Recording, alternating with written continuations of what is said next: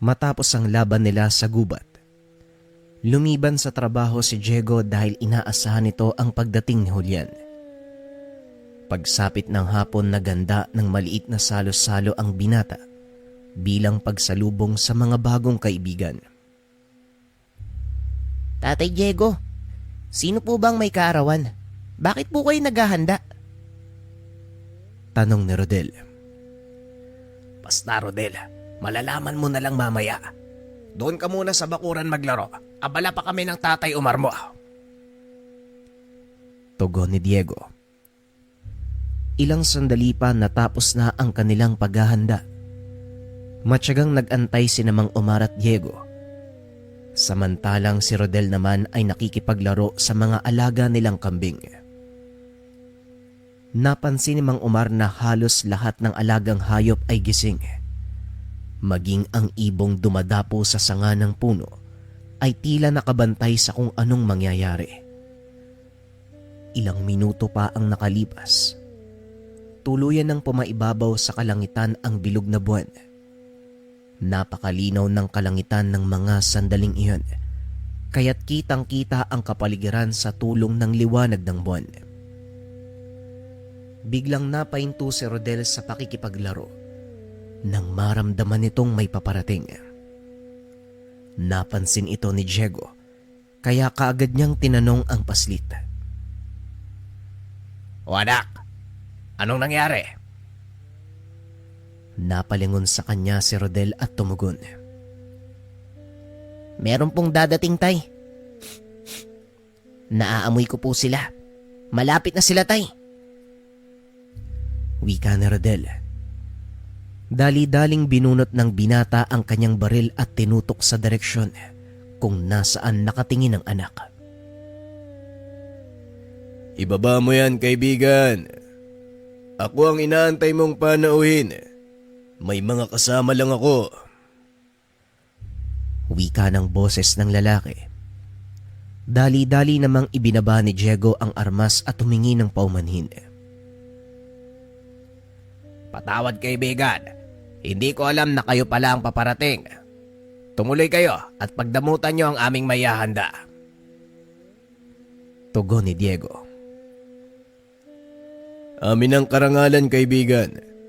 Maraming salamat sa pag-aabala. Wika ni Julian. O siya, lalamig ang pagkain at siguradong gutom na rin kayo. Mukhang malayong lugar ang pinanggalingan nyo, ah. Wika ni Mang Omar. Lumapit sa kanya ang isa sa mga kasama ni Julian. Pinagmasdan itong mabuti na tila may inaalala sa mukha ng matanda. Sandali lang. Parang pamilyar sa akin ang mukha mo, ah. Saan nga ba tayo nagkita? Tanong ng matanda. Pasensya na kaibigan at medyo malabo na ang aking paningin. Sandali lang ha, kukunin ko ang salamin ko. Tugon ni Mang Omar. Ilang sandali pa ay bumalik na ito suot ang kanyang salamin. Nanlaki ang mga mata ng matanda nang makilala kung sino ang kasama ng kanilang panauhin. Perer, ikaw nga ba yan? Ay, hindi ako maaaring magkamali. Yang mahabang peklat sa noo mo. Alam ko kung saan nanggaling yan. Hindi mo ba ako natatandaan? Ako si Omar. Magkasama tayong lumaban sa gera kontra Hapon nung kapanahunan natin. Wika ni Mang Omar. Biglang napatayo ang matanda at tumawa ng malakas. Oo nga, natatandaan na kita. Julian, siya si Omar. Dati siyang sundalo eh. Siya ang palagi kong sinasabi sa'yo. Wika ng matandang nagngangalang Ferrer. Nabalot naman ng pagtataka ang lahat dahil hindi nila akalaing magkakilala pala ang dalawang matanda. Kung ganon, isang karangalan ng makadaupang palad ang kagaya niyong bayani. Ikinagagalak ko po kayo makilala, Mang Omar. Ang pangalan ko ay Julian. Wika ni Julian. Tignan mo nga naman napakaliit ng mundo talaga. Sino mag-aakalang dito pa kayo magkikita ni Mang Omar? Ay, Ako nga ho pala si Diego. Ikinagagala ko kayo makilala, Julian at Mang Perer. Wika ni Diego. Kagad namang kinausap ni Julian si Mang Perer. Siya pong nakapulot sa sanggol 10 taon nang nakakaraan. Tumangulang ang matanda. Nakipagkamay kay Diego. Akmang magsasalita pa sana ito nang biglang may kung anong nakitang pangitain sa kanyang isipan. Maraming bangkay ang nakatumpok. Nakaupo si Rodel sa ibabaw ng mga ito. Biglang napabitaw si Diego at napatingin sa paslit. Anong problema, binata? Tanong ni Mang Perer. Wala naman po, Manong. Kumain na po muna tayo. Saka na natin ipagpatuloy ang pag-uusap. Tugon ni Diego. Ay tama, kumain na muna tayo. Mahaba pa ang gabi at siguradong marami tayong pag-uusapan. Wika ni Mang Umar. Habang kumakain ay hindi mawala sa isip ni Diego ang mga nakita. Nakatitig lang ito kay Rodel, na noon ay masayang kumakain habang nakikipagtawanan kay Mang Umar. Matapos kumain ay naupo ang mga ito sa sala upang mag-usap. Diego, alam kong may nakita ka nung kinamayan mo ko. Maaari mo bang sabihin sa akin kung ano yon? Tanong ni Mang Ferrer. Ang totoo, Manong, meron. Natatakot akong mangyari yun eh. Nakita ko si Rodel na nakaupo sa tumpok ng mga bangkay. Hindi ko alam kung anong ibig sabihin nun. Maaari niyo po bang ipaliwanag? Tanong ni Diego. Ang nakita mo ay isang pangitaing maaaring maganap sa hinaharap. Ito rin ang dahilan kung bakit kami naparito. Ang totoo, matagal na namin kayong sinusubaybayan, lalo na ang batang napudot mo. Hindi naman siguro lingid sa kaalaman mong espesyal na bata si Rodel, hindi ba? Wika ni Mang Ferrer. Sasabihin ko na sa iyo ang katotohanan, Diego. Nararamdaman kong isa kang mabuting tao, kaya may malaki kong tiwala sa iyo. Si Rodel ay mula sa angkan ng malalakas na uri ng aswang. Ang tawag sa aswang na yon ay mga gabunan, ngunit kakaiba ang batang yan. Dahil isinilang siyang taglay ang kakayahan ng isang ganap na aswang. Muling wika ni Julian. Naalala ng binata ang mga panahong napulot niya si Rodel. Ang pinakatumatak din sa kanyang isipan nang minsang tinutukan niya ito ng baril. Tumakbo sa likuran ni Mang Omar upang magtago. Tama ho kayo. Hindi ko nga ho makakalimutan yung unang beses na nakita ko siya magbago ng anyo eh. Pero kahit na ganun, hindi naman ako nakaramdam ng takot sa kanya nang malaman ko ang katotohanan.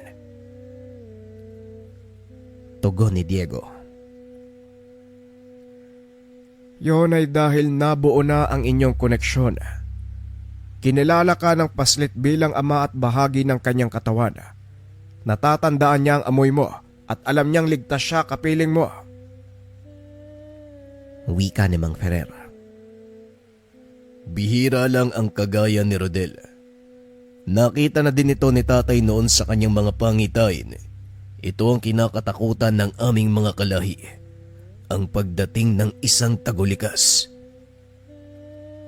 Wika ni Julian. Tagulikas?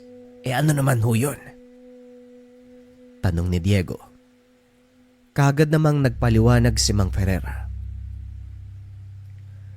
Ang tagulikas sa isang bihirang uri ng aswang. Isinisilang sila isang beses sa loob ng 100 taon. Kakaibang lakas ang taglay ng mga ito, na kahit ang pinakamalakas sa gabunan ay kaya nilang talunin. Bagaman paslit ang pangangatawan, nagtataglay ito ng kakaibang lakas. 10 beses kaysa sa taglay ng isang ganap na gabunan. Gaya ng sinabi mo, kaya nilang magbagong anyo simula nang sila'y isilag. Pagpapaliwanag ni Mang Ferrer. Naging banta si Rodel sa aming angkan kaya naman napilitan akong ilayo siya. Nang mga sandaling iyon, nakita kitang nag-iikot sa isang kubo at kinuha kong pagkakataon upang ilagay ang sanggol sa paanan ng isang malaking puno. Wika ni Julian. Napatayo si Diego dahil sa sinabi nito. Ikaw pala ang walang hiyang nag-iwan kay Rodel. Anong klaseng tao ka? Wika ni Diego. Hindi naman nakapagsalita si Mang Ferrer at Julian dahil inaasahan nilang ganito ang magiging reaksyon ng binata. Hindi kita masisisi kung magagalit ka sa amin, Diego. Ngunit hinihiling ko sa iyo na pakinggan ang paliwanag ng aking anak. Wika ni Mang Ferrer at muling naupo ang binata. Unti-unti itong huminahon. Huminga ito ng malalim at hinayaan si Julian na ipagpatuloy ang kwento. Masakit sa akin bilang ama ang ginawa ko. Pero yun lang ang paraan para mailigtas ang buhay ni Rodel. Alam mo bang hindi siya nakita ng kanyang ina? Yun ay dahil paglabas pa lang sa sinapupunan ay kinuha ko na ito at dinala sa kagubatan, malapit sa pamayanan ng mga tao.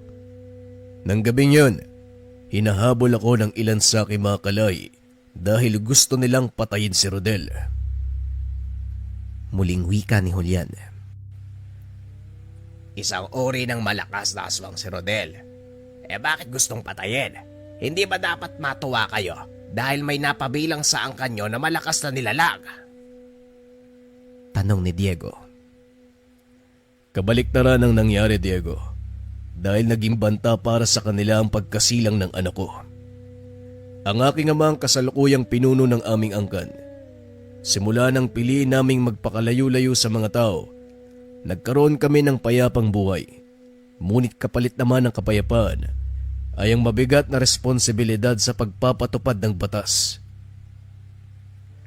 Tugon ni Julian.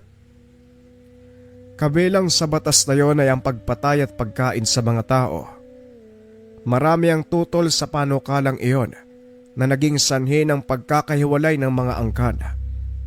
May ilang angkan na pinili kaming kalabanin at ang pagsilang ng anak ni Julian ang naging banta sa kanila. Kaya binalak nilang patayin ng sanggol bago pa man ito maisilag. Pagpapaliwanag ng mag-ama. Dagdag pa ni Mang Ferrer. Naibunyag ng kanilang manguhula ang tungkol sa propesiya ng katauhan ni Rodel, kaya lalo nilang kinatakutan ang sanggol. Ito ang dahilan kung bakit piniling ilayo ang anak ko. Nagpapasalamat ako sa iyo, Diego, dahil sa kabila ng katotohanang hindi siya pangkaraniwan, walang pagdadalawang isip mo siyang tinanggap at minahal bilang tunay na anak. Mapanganib ang naging desisyon mo, pero sinuong mo ito para sa kapakanan ni Rodel. Wika ni Julian. Hindi ko alintana kung ano man siya. Nang mga sandaling yon, inisip ko lang na tao siya at may karapatang mabuhay. Kaya patawarin mo ako sa sasabihin ko. Pero nung hindi ko pa naririnig ang kwento sa likod ng pag-iwan nyo kay Rodel, natanong ko sa sarili ko nun anong klaseng magulang ang gagawa nun? Pero ngayon nauunawaan ko na. Anong balak nyo ngayon? Tanong ni Diego. Nagkatinginan sina Mang Ferrer at Julian. Nag-usap ito sa lengguaheng hindi maunawaan ni Diego. Napagpasya namin ni tatay na iwanan sa pangalaga mo si Rodel dahil ikaw ang kinilala niyang ama. Mahirap nang ilihis ang isipan ng bata at alam kong magiging mahirap para sa kanya ang umangkop sa panibagong mundo. Huwag kang mag-alala. Nandito kami ni tatay upang gabayan siya. Wika ni Julian. Ang totoo, nagdadalawang isip ako kung kakayanin ko bang palakin si Rodel ng maayos. Pero nandito na to Huwag kang mag-alala dahil hindi ko naman ipagkakait sa bata ang katotohanan. Kailangan ko lang ng sapat na panahon para ipaliwanag sa kanya ang lahat. Pero isa din sa iniisip ko, Kung hinahabol ang mga aswang si Rodel, paano wala namang bumisita sa amin? At saka paano silang tumigil? Tanong ni Diego. Hindi mo kailangan madaliin ang lahat ng bagay. Ang mahalaga, alam mo ang totoong pinagmulan ni Rodel. Huwag mo na ring alalahanin ang mga humahabol sa kanyang aswang. Kami nang bahala sa kanila. Hanggang ngayon, patuloy namin silang pinipigilan. Ang maganda lang hindi nila alam ang eksaktong lokasyon ng bata. Wika ni Julian. Matapos ang pag-uusap, nagkasundo ang mga itong wag ipaalam kay Rodel ang totoong katauhan. Maging si Julian at Mang Ferrer, hindi sinabi kung sino sila. Para ito sa kaligtasan ng bata. Hinayaan din nilang manatili ito sa pangalaga ni Diego. Alis na kami. Walang dapat makalam ng pagtatagpo natin. Patuloy akong susubaybay kay Rodel. Wika ni Julian. Wala kayong dapat alalahanin. Dahil mananatiling limang pagkatao ni Rodel, maging ang pag-uusap natin ito. Tugon ni Diego. Bago tuluyang umalis ang dalawa, humabol pa si Rodel upang magpaalam. Sandali lang po. Alis na po kayo. Dito na lang po kayo matulog oh. Gabi na eh. Wika ni Rodel. Nakaramdam ng panglalambot si Julian. Nilapitan niya ang anak at tinawakan sa ulo. Gusto mang sabihin ang katotohanan, ngunit pinigilan niya ang sarili. Oo Rodel Kailangan naming makauwi bago sumikat ang araw. Marami kasi kaming trabaho Tugon ni Julian. Ganun po ba? Ingat po kayo ha. Pero babalik naman po kayo, di ba? Tanong ni Rodel. Oo naman, pangako. Madalas tayo magkikita. At sa susunod na punta namin, ipapakilala ko sa iyo yung asawa ko. Wika ni Julian. Walang muwang ang paslit na kaharap niya ang totoong ama. Nang gabing yon ay hindi makatulog si Diego dahil sa mga nalaman. Kising ka pa pala, Diego. Huwag mo masyadong isipin ang mga pangyayari. Kagaya ng sinabi nila Julian, lagi naman silang nakasubaybay kay Rodel. Wika ni Mang Omar. Hindi yon ang inaalala ko, Badong. Kundi ang nakita kong pangitain. Nakaupo si Rodel sa tumpok ng napakaraming bangkay. Mahirap hindi mag-alala lalo pat alam ko na ang totoong pagkatao ng bata. Tugon ni Diego. Ito ang tadhanang nakalatag sa kanya, Diego. Wala tayong magagawa para baguhin yon. Hindi siya normal na taong kagaya natin na maaaring baguhin ang magiging kapalaran. Naitakda ng magiging buhay ni Rodel bago pa man siya isilang. Wika ni Mang Omar. Alam ni Diego na tama ang sinabi ng matanda. Wala na itong magagawa pa kung hindi tanggapin ang mga pangyayari. Kinabukasan habang nasa trabaho, naatasan ang binatang magpatrolya sa isang baryong sakop ng kanilang bayan. Ito ay sa kadahilanang may mga napapabalitang pagkawala ng mga bata sa lugar. Diego, alam kong ikaw lang ang tanging nakakaalam ng pasikot-sikot sa baryong yon. Kaya ikaw ang itatalaga ko. Imbestigahan mo ang mga nawawalang bata. At nga pala, Diego, hindi lang kabataan ang nawawala, kung hindi mga hayop. Ang ilan natatagpo ang wala ng lamang loob. Ang sabi ng mga nakakakita, parang wasak na ang katawan ng mga hayop. Hindi gumapit ang patalim ang may gawa. Pagpapaliwanag ng hepe. Matapos makipag-usap ay kaagad nang lumakad si Diego. Nag-ikot-ikot ito sa baryo at nagtanong sa mga residente. Ngunit wala ni isa sa kanila ang may alam kung ano ang talagang dahilan. Inabot lang ng hapon ng binata, ngunit wala itong nakuwang impormasyon. Kadalasan sa mga taong nakakausap niya, Sinasabing hindi nila alam kung sino ang kumuha sa mga bata. Nagpa siyang umuwi si Diego sa tahanan ni Mang Omar. May dala itong pasalubong para kay Rodel. Ngunit laking gulat ng binata nang malamang hindi pa nakakauwi si Rodel. Nagpaalam kasi na maglalaro doon sa sapa. Pinayagan ko naman. Kasi doon lang naman siya palagi naglalaro eh. Hayaan mo, uwi din yun mamaya. Wika ni Mang Omar. Nag-aalala ho ako eh. Hawak ko yung kaso ngayon sa pagkawala ng mga bata. Baka madamay si Rodel eh. Wika ni Diego. Tandaan mong hindi pangkaraniwang bata si Rodel at kaya niyang pangalagaan ang sarili niya, kaya huwag ka masyadong mag-alala. Muling wika ni Mang Omar. Yun na nga po ang inaalala ko, Manong. Dahil hindi siya pangkaraniwan, baka ito pa ang pagbula ng pagkabunyag ng totoong pagkatao ni Rodel. Wika ni Diego. Sa kalagitnaan ng pag-uusap ng dalawa, biglang dumating si Rodel. Nagulat si Mang Omar dahil may mga kabataan itong kasama. Pasensya na po, nahuli po ako ng uwi ah. Nakipaglaro po kasi ako sa kanila eh. Wika ni Rodel. Dagdag pa nito, inihatid siya ng mga bata para magpaliwanag. Ayon sa mga bata, nahuli sila sa panghuhuli ng isda sa sapa. Ay maraming salamat sa inyo ha. Sandali lang, ihahatid ko kayo. Delikado ang daan pabalik sa baryo nyo.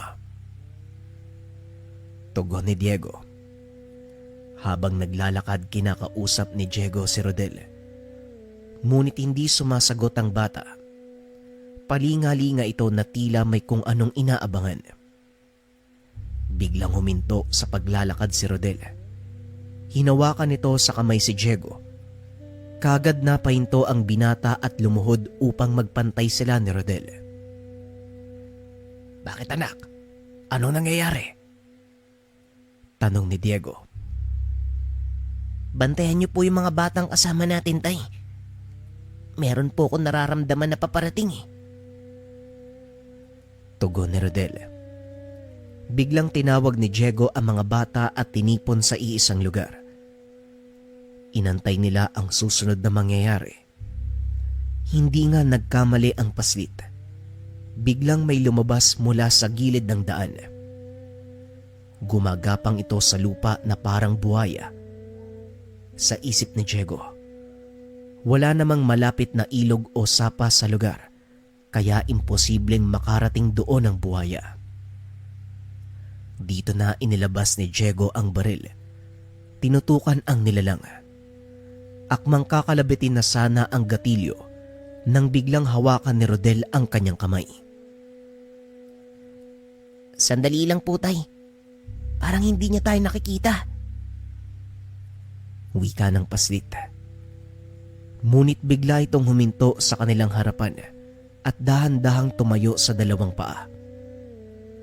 Kagad namang umatras si Rodel dahil alam niyang delikado ang nilalang na ito. Anak, mag-iingat ka. Huwag kang mag-alala, tay. Umalis na kayo. Ako nang bahala dito. Tugon ng paslit. Kagad namang umalis sa lugar si Diego kasama ang mga bata. Medyo malapit na rin ang susunod na baryo, kaya mabilis niyang nahatid sa kanilang mga tahanan ang mga bata.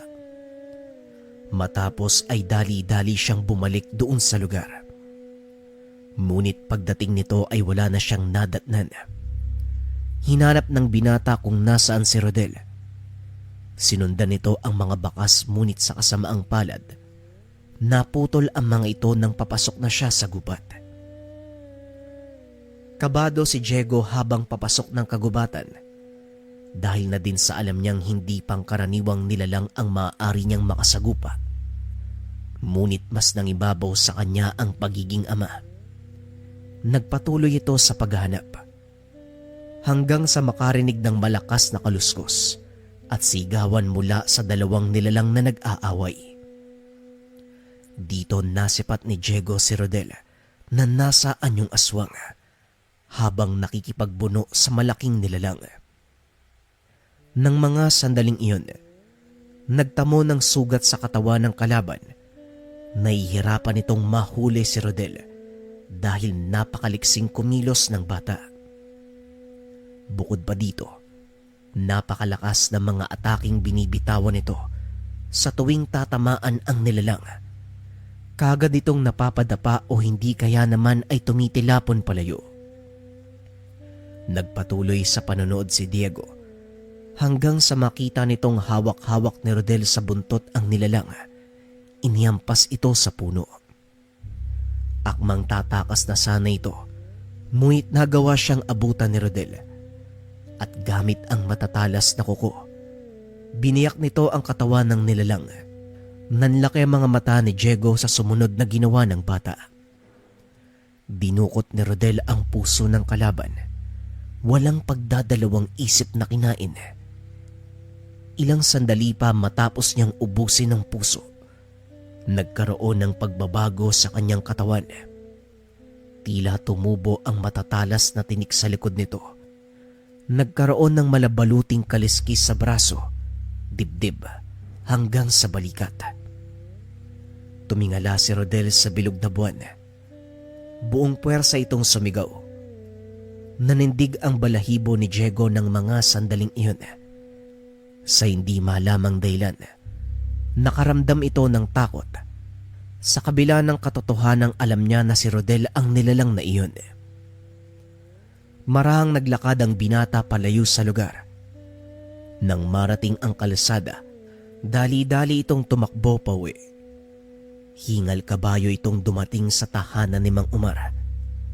Laking gulat nito nang makitang nakikipagtawanan si Rodel sa matanda. Oh, ay nandito ka na pala. Kakarating lang din ni Rodel eh. Ang sabi niya magkasama daw kayo. Pero hinatid mo pa yung mga kalaro niya. Wika ni Mang Umar. Kagad nitong inaya si Diego na kumain. Ngunit tumanggi ang binata at nagdahilan na busog pa ito. Naupo si Diego sa atangan ng tahanan habang paulit-ulit na bumabalik sa kanyang isipan ang lahat ng nasaksiyan. Hindi na malaya ng binatang nakatulog na ito.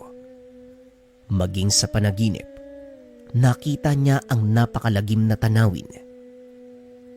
Lumipas ang gabing iyon at hindi niya kinikibo si Rodel at tila nakaramdam na ang bata. Tatay Umar, mukhang nagalit yata sa akin si Tatay Diego ah. Hindi niya ako pinapansin eh. Wika ni Rodel kay Mang Umar. Hindi naman siguro. Marami lang iniisip ang Tatay Diego mo. Tignan mo bukas, kakausapin ka niyan. Kaya sige na, magpahinga ka na. May pasok ka pa bukas. Tugon ni Mang Umar. Pagpasok ni Rodel sa silid, kagad nitong pinuntahan sa atangan si Diego. Ngunit napakahimbing ng tulog nito. At nang hawakan siya ng matanda, bigla na lang itong napabalikwas. Hinawakan sa kamay si Mang Umar sabay tutok ng baril sa noon nito. Ay naku po, pasensya na po kayo Manong. Nagulat po kasi ko eh. Ayos lang ho ba kayo?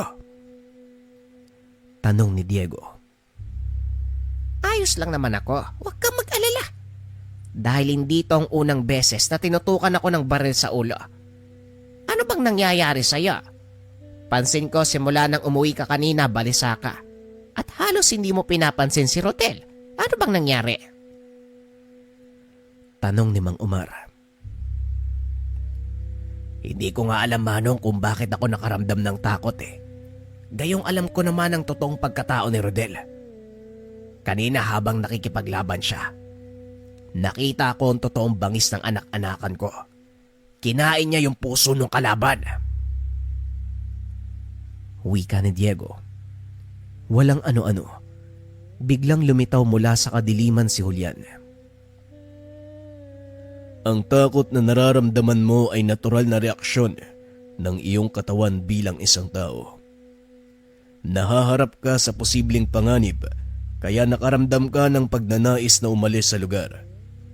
At ang pagkain naman ni Rodel ng puso ng kalaban, natural na gawain ng isang gabunan. Kinakain namin ang puso ng kalaban na higit na mas malakas kung ikukumpara sa amin para gumaling ang anumang pinsalang natamo sa katawan. Wika ni Julian. Halos lumabas sa katawan ang kaluluwa ng dalawa nang marinig nila ang boses nito. Ano ka ba naman, Julian? Kinikilabutan na nga ako sa mga sinasabi ko kay Mang Omar, tapos bigla ka pang susulpot. Huwag ka nga magpakita ng ganyan.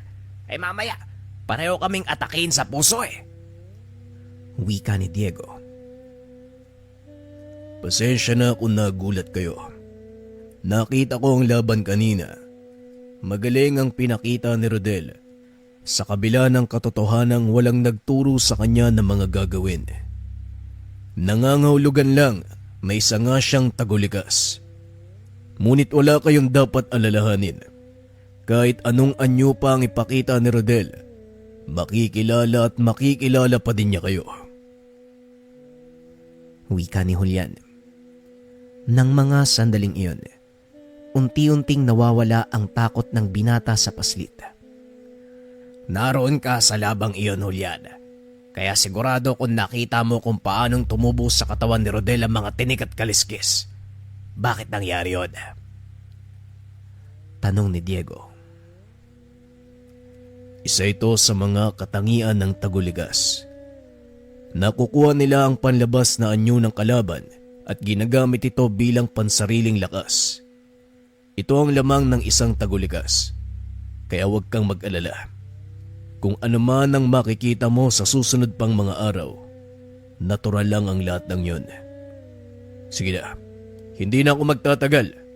Dumalaw lang ako para masagot ang mga katanungan mo.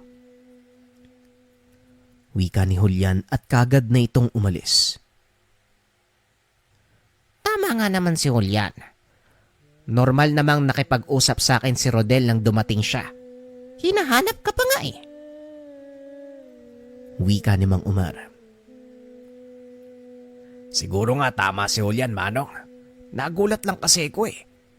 Unang beses na ginawa ni Rodel ang bagay na yon. Ay nako, kailan ba matatapos sa mga sorpresa sa pagkatao ng anak-anakan ko? Tanong ni Diego. Matapos ang pag-uusap nila ng matanda, kagad nang natulog ang binata. Kinabukasan maagang nagising si Rodel dahil papasok ito ng paaralan. Matapos mag-ayos ng sarili ay kagad nitong ginising si Diego. Tay, tara na po. Mahuli na ako sa klase oh. Wika ni Rodel at kagad namang bumangon si Diego. Nagbihis ito at humigop na lamang ng kape.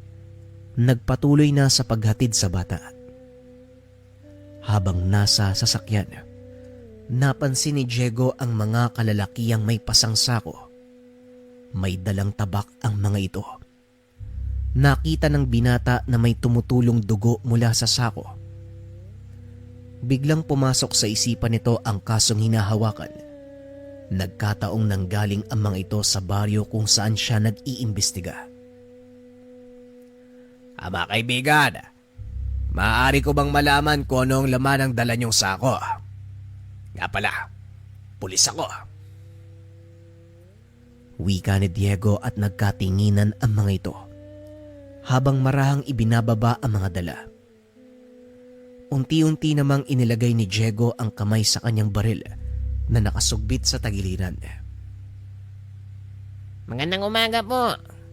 Mga karni po ito galing sa baryong yon. Nagkatay ho kasi kami kagabi. Ito ang kabayaran ng mga nakatay namin. Wika ng lalaki. Pwede bang buksan mo ang mga sako nang makita ko ang laman? Tanong ni Diego. Muling nagkatinginan ang mga ito. Kitang-kita ni Diego ang pagigpit ng hawak ng isa sa mga ito sa dalang tabak. Pero sir, maaabala kami. Malaking handaan ang pagdadala namin ng mga karning to. At sigurado makagalit ang may bahay pag nahuli kami ng dating. Lulutuin na ho ito. Pagdadayla ng lalaki. Ngunit ipinagpilitan ng binata na buksan ang dala nilang sako. Nang mga sandaling iyon ay napatingin si Diego kay Rodel. Nakita niyang wala na ang bata doon sa kotse. Nawala sa atensyon ni Diego ang mga kalalakian. Laking gulat nito nang bigla siyang undayan ng taga ng isa sa kanila. Nagawa niyang ilagan ang atake at kagad nakabunot ng baril. Pinaputokan ng mga ito ngunit laking pagtataka ng binata dahil hindi man lang tinatablan ang mga kalalakian. Dito na napagtanto ni Diego na ang kalaban niya ay hindi pangkaraniwang tao kung hindi mga aswang. Dali-daling tumakbo ang binata papasok sa kagubatan para makaiwas sa maraming taong maaaring madamay. Alam niya rin sa kanyang sarili na nag-aantay si Rodel doon sa lugar. Pagdating nito sa bandang gitna ng gubat, pinalibutan siya ng mga kalalakian. At dito napatunayan ni Diego na tama ang kanyang hinala. Aswang nga ang mga lalaking iyon. Ito ang napala mo sa pakikialam. Kung hinayaan mo na lang sana kaming dumaan, hindi ka na sana mapapahamak. Wika ng lalaki habang nakatitig ng matalim kay Diego. Walang tigil ang pagtulo ng laway nito. Akmang susugod na ang mga ito nang biglang lumitaw si Rodel. Pinagsusugod ang mga ito at laking gulat ng mga kalalakian dahil doon lang sila nakakita ng batang ganong kabilis kung kumilos. May kakayahang sugatan ang kanilang mga balat. Anong uri ka ng nilalang bata? At paano mo kaming nasusugatan? Tanong ng lalaki. Ang totoo, hindi ko din po alam eh. Ang alam ko lang, ayokong nakikitang sinasaktan nino man ang tatay ko. Wika ni Rodel. Isa ka din sa mga nagtatapang-tapangan. O sige, pagbibigyan kita. Wika ng lalaki. Alam nyo, mas maganda yung magiging laro natin kung nasaan yung aswang tayo. Kaso nga lang, hindi nyo kayang gawin yon sa terik na araw. Pero para sa akin, walang kahirap-hirap. Wika ni Rodel habang hinuhubad ang kanyang suot na damit. Tumambad sa mga kalalakian ang marka ng hugis kalahating buwan. Nanlaki ang mga mata ng kalaban dahil alam nila kung saan nanggaling ang markang ito. Mula saan ka na mga gabunan? Pero imposible. Hindi nakakapagpalit ng anyong isang gabunan lalo na sa ganyang edad. Niloloko mo kami, bata! Tugon ng lalaki. Muli nitong sinugod ang bata at tila pinagsisihan nito ang ginawa. Biglang nahawakan ni Rodel ang kamay at hinila papunta sa kanya, sabay salubong ng suntok sa muka. Dahilan para mabali ang ilong nito at malagas ang ilang ngipin. Hindi naman makakilos sa kinakatayuan ang mga kasama nito. Hindi sila makapaniwala sa mga nakikita. Nilingon ito ni Rodel. Nginitian ng nakakaloko. Ano sa tingin nyo? Niloloko ko ba kayo? Tanong ni Rodel. Nagpulasan ang mga ito. Naiwan ang lalaking kalaban ng paslit. Nilagyan ni Diego ng posas ang kamay at paa nito para hindi na makatakas sa kanila. Ilang sandali pa ay nagkamalay na uli ang lalaki. Laking gulat nito dahil nakatali na ang kanyang mga kamay. Anong ginawa mo sa akin? Nasaan yung mga kasama ko? Tanong ng lalaki. Iniwang ka na ng mga kasama mo. At sa kasabaang palad, hindi ka na din makakaligtas pa. Kaya kung ako sa'yo, makikipagtulungan ako. Magsalita ka. Ano ang laman ng mga sakong yon? Tanong ni Diego. Kailangan pa bang sagutin ang bagay na yan? Alam mo nang aswang kami. Kaya siguradong alam mo na ang sagot sa mga tanong mo. Wika ng lalaki. Isang malakas sa suntok ang ibinigay ni Rodel sa lalaki. Napatitig sa kanya si Diego. Tay, ganyan po yung mga naririnig ko sa radyo eh. Kapag hindi nagsasalita, dapat sinusuntok o sinisipa. Wika ni Rodel. Napailing na lang si Diego sa sinabi ng bata. Ayoko sa lahat yung pilosopo. Kung makikipagtulungan ka sa akin, may posibilidad na buhayin pa kita. Kaya sabihin mo ang lahat ng nalalaman mo. Muling wika ni Diego. Bahagya namang napaisip ang lalaki at sa bandang huli, naglatag ito ng kasunduan. Makikipagkasundo ako sa inyo kung masisiguro mo ang kaligtasan ko, pati na rin ang aking mag-iina.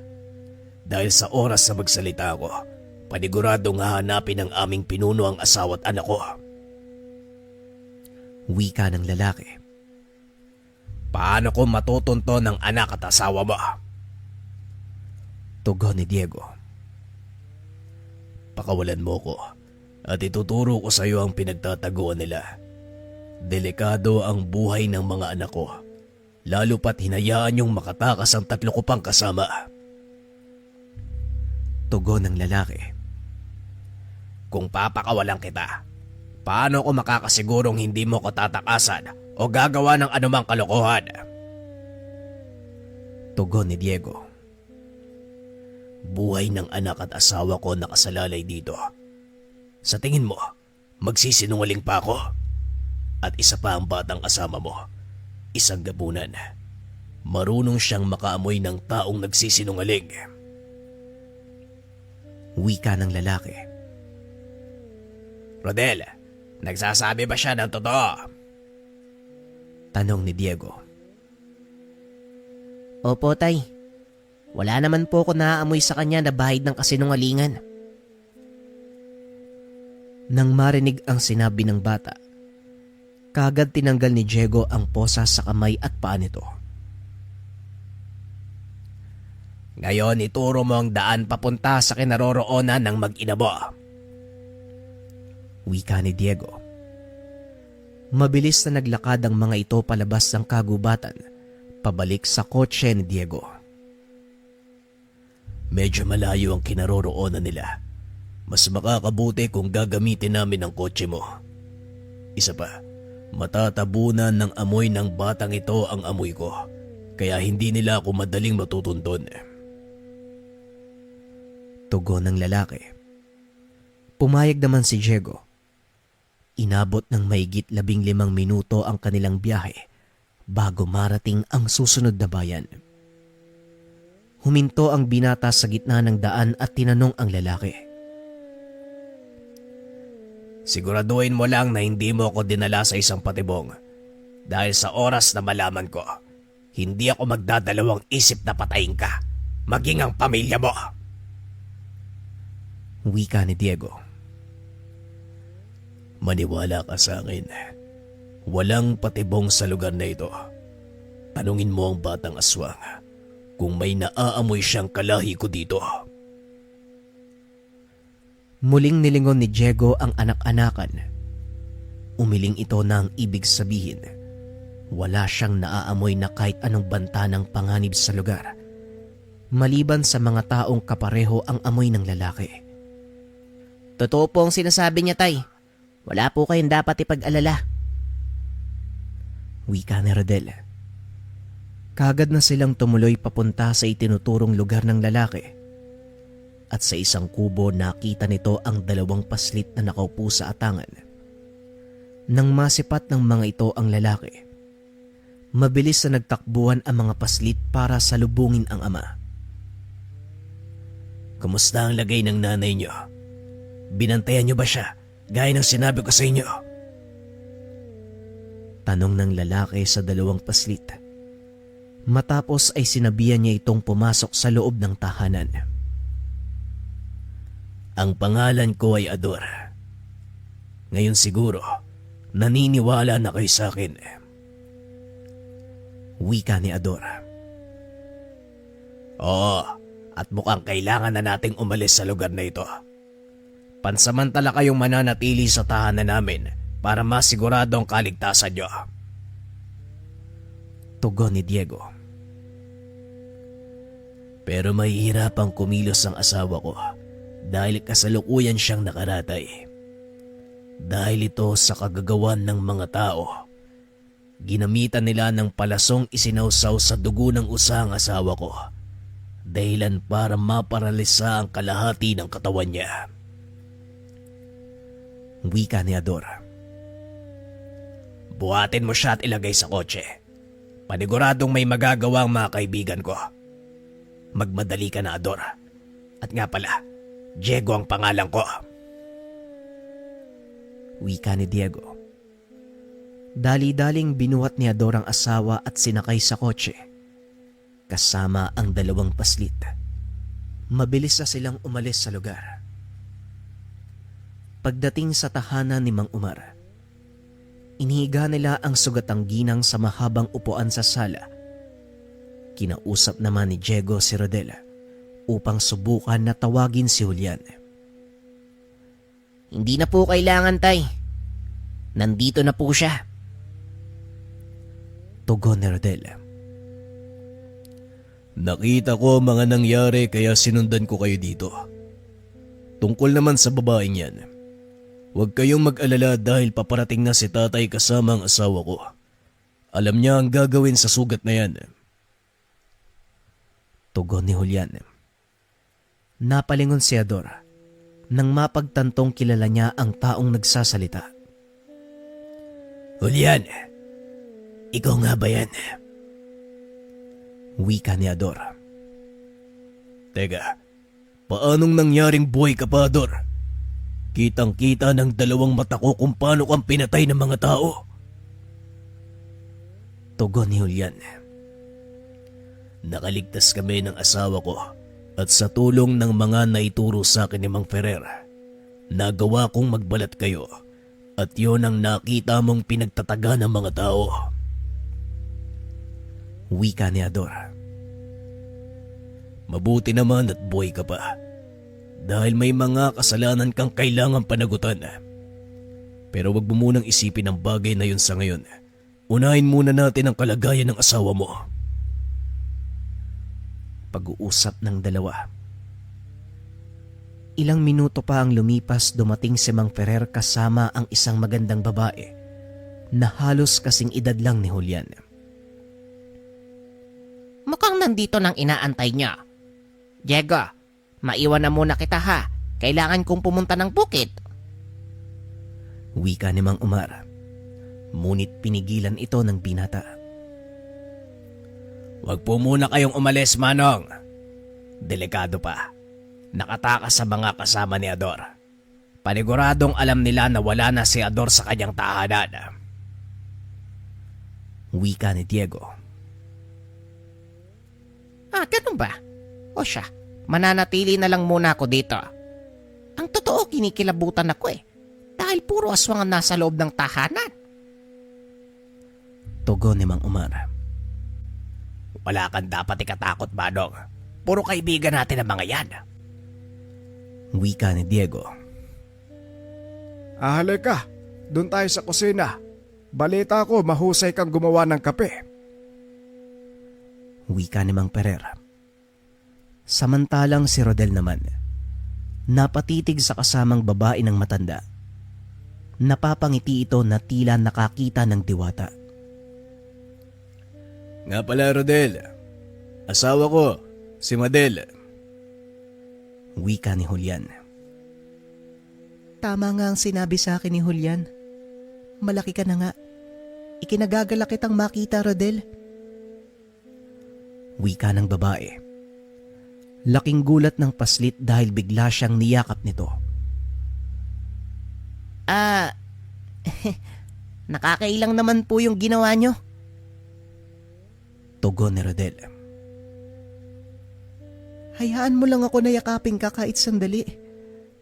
Alam mo bang may anak din ako Kung nabubuhay lang siya, malamang kasing edad mo na yun Wika ni Madel. Ilang minuto pa ay binitawan din ito ang paslit at nagpasalamat. Tumayo ang ginang. Kinausap si Ador tungkol sa kalagayan ng asawa nito. Pinaliwanag naman ni Ador ang nangyari Matapos ay sinimulan na nitong gamutin ang asawa ni Ador. Ang dugo ng babaeng usa ay lason para sa pangkaraniwang aswang. Ngunit sa oras na mahalo ito sa dugo ng isang gabunan, napakabisa nitong panggamot sa kahit anong pinsala sa katawan. Wika ni Madel habang sinusugatan ang kanyang palad. Inilagay nito ang dugo sa isang maliit na sisidlan. Isinawsaw ang dulo ng palasong na bunot mula sa katawan ng asawa ni Ador. Nang matapos itong haluin, ipinainom ni Madel ang dugo sa ginang. Sana sapat na dami pa ang naiwang dugo ng babaeng usa sa palaso. Malalaman natin yan sa oras na magising ang asawa mo. Sa ngayon wala kang dapat ipag-alala dahil mahinaho naman ang kanyang muka. Tanda lang yan na wala siyang sakit na nararamdaman. Wika ni Madel. Maraming salamat po, Ginang Madel. Kahit napakalaki ng kasalanan ko sa inyong angkan, hindi pa rin kayo nagdalawang isip na tumulong. Tugon ni Ador. Hindi na mimili ng tao ang pagtulong, kalaban man o kakampi, may kasalanan man o wala. At isa pa, matagal ko nang napatawad ang kasalanan mo, Ador. Maaari na kayong bumalik sa ating nayon kasama ang mga anak mo. Doon ligtas silang mamumuhay ng walang nanggagambala. Wika ni Madel. Marami po uling salamat, Ginang. Nga pala, naparito ako dahil nakipagtulungan sa binatang pulis. Nasa na pala si Diego? Tanong ni Ador. Kagad itong itinuro ni Madel.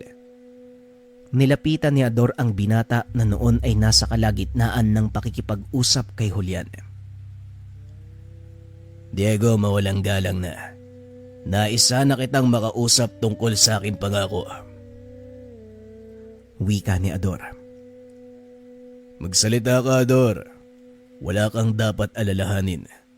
Dahil sa mga ganitong usapin ay kasali na ang aking angkan. Tugon ni Julian.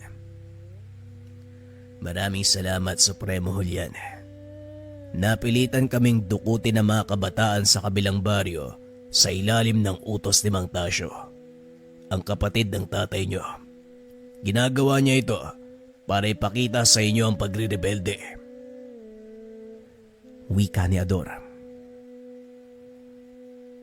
Ano naman ang kapalit ng ginagawa nyo para sa kanya? Tanong ni Diego. Pinagbantaan niya kaming papatayin ang mga kaanak namin kung sakaling hindi namin siya susundin. Napahamak na ang asawa ko, kaya napag-isip-isip ko ng huminto. Ngunit natatakot ako na baka totohanin niya ang banta. Tugon ni Ador. Ito ang babalang ibinigay sa inyo ng aking ama, pero hindi kayo nakinig. Mas pinili niyong mamuhay kasama si Tio Tasyo, kahit alam niyong buktot na ang kanyang mga dahilan. Nabubuhay tayo kahit walang karne ng tao. Sinikap ni Ama na bigyan kayo ng mapayapang buhay, ngunit mas pinili niyo pa rin ang masalimuot na daanan. Wika ni Julian. Bagay na pinagsisisihan ko, Supremo. Kaya humingi ako ng kapatawaran sa inyo ni Pinunong Ferrer. Wika ni Ador. Matagal ko nang ibinigay ang kapatawaran sa inyo, Ador. Inaantay ko lang na kayo mismo ang bumalik sa aking kandili. Wika ni Mang Ferrer at kagad lumuhod si Ador upang magbigay galang. Ngunit habang nakalod ito, isang palaso ang tumama sa kanyang dibdib, dahilan para tuluyan itong bumagsak. Diego, ipasok mo ang bata sa loob ng bahay. Nasundan tayo ng mga kaway. Wika ni Julian. Dali-dali namang hinila ni Rodel ang mga bata. Dito na muna kayo, tutulong ako kay na Tatay Diego. Ginang Madel, kayo na pong bahala sa kanila. Wika ng paslit. Hindi niya na nagawa pang pigilan si Rodel dahil napakabilis itong kumilos. Tanging pagmamasid na lang mula sa bintana ang nagawa ng ginang. Nakatayo ito kasama sina Julian at Mang Ferrer habang hinihintay ang paglabas ng mga kaaway. Samantalang si Ador naman, dali-daling binuhat ni Diego papasok ng tahanan upang lunasan ang sugat. Sa kasamaang palad, direkta itong tinamaan sa puso kaya hindi na nagtagal pa ang buhay. Wala na tayong magagawa dahil tinamaan ng puso ni Ador. Ang tanging makakapagligtas sa kanya ay dugo ng isang mortal. Wika ni Madel. Kung ganon, kunin mo ang dugo ko. Tugon ni Diego. Dali-dali nitong nilaslas ang palad at ipinatak sa bunganga ni Ador. Ilang sandali pa ang nakalipas. Kusang natanggal ang palasong nakatarak sa dibdib nito. Hinawakan ni Ador ang kamay ni Diego. Anong ginawa mo? Bakit mo pinainom sa akin ang iyong dugo? Tanong ni Ador habang pilit na bumabangon. Dahil kailangan mong mabuhay para sa mga anak mo. Malit pa sila. Hindi ko maaatim na maulila sila ng ganito kabata. Tugon ni Diego. Hanga ko sa pusong meron ka, Diego. Pinatunayan mo ngayon sa akin na hindi lahat ng tao ay masama. Nakuha mo ang respeto ko at hindi nakakapagtakang nakuha mo ang respeto ng pinuno ng mga gabunan. Wika ni Ador. Magpahinga ka dahil kailangan mong bumawi. Tugon ni Diego. Kagad itong lumabas ngunit pinigilan siya ni Ador. Sandali lang, kunin mo to. Mas kailangan mo ang bertud kaysa sa akin. Wika ni Ador. Sabay abot ng isang maliit na sisidlan na gawa sa itim na tela. Ano naman ang gagawin ko dito? Tanong ng binata. Sa pagkakataong iyon ay si Madel ang sumagot. Ang tanong, Diego, handa ka ba sa kakalabasan kapag ginamit mo ang bertud na yan? Tanong ni Madel. Nasa kalagitnaan tayo ng kaguluhan. Kaya siguro wala nang panahon para mag-isip. Kung makakatulong to, handa ako sa magiging kapalit. Tugon ng binata. Lunukin mo ang bertud na yan at magkakaroon ka ng bilis at lakas na kagaya ng sa mga aswang. Makakakita ka din sa dilim at lalakas ang pandama mo. Lalo na ang iyong pangamoy. Maninibago ka sa una, ngunit kalaunan ay masasanay ka din. Wika ni Madel. Dali-daling nilunok ni Diego ang bertud. Ngumiti ito sa dalawa at kagad nang lumabas. Nalo ko na. Ginang Madel, sigurado ko bang kakayanin niya? Ikaw ang nagbigay sa kanya ng bertud, kaya dapat alam mo kung anong kakalabasan. Kaso ang problema, Ginang, hindi naman niya kailangan lunukin yun eh. Dumungaw ang mga ito sa bintana upang pagmasdan ang susunod na mangyayari kay Diego. Naglalakad ito papunta sa kinakatayuan nila Julian nang bigla itong mapasapo sa dibdib. Hindi maipaliwanag na init ang nararamdaman nito na tila pilit na kumakawala sa kanyang katawan. May araw pa ng mga sandaling iyon. Ngunit ang paningin ni Diego ay tila unti-unti nang dumidilim. Tay, anong nangyayari sa'yo? Ayos ka lang ba? Tanong ni Rodel. Ayos lang ako, anak. Huwag ka mag-alala sa akin. Tugon ni Diego. Dahan-dahan itong tumayo at muling naramdaman ang matinding sakit sa dibdib. Ngunit sa pagkakataong iyon, dama ni Diego ang kakaibang gaan ng katawan. Ganyan ang reaksyon ng katawan ng tao sa bertud ng mga aswang. Masasanay ka din maya-maya lang. Wika ni Julian, na ikinagulat naman ni Diego. Anong ibig mong sabihin? Sandali lang. Yung binigay sa akin ni Ador. Hindi na naituloy ni Diego ang sasabihin. dahil napagtanto nito na ang batong pinalunok sa kanya ni Madel ay bertud ng isang aswang. Tama ka, Diego. Bertud nga ng aswang ang nilunok mo. Pero wala kang dapat alalahanin dahil hindi ka magiging kagaya namin. Maaaring magkakaroon ka ng kakaibang lakas at liksi sa pangangatawan pero hindi ka tuluyang magbabagong anyo. Hanggat kaya mong panglabanan ang pagkain ng laman ng tao,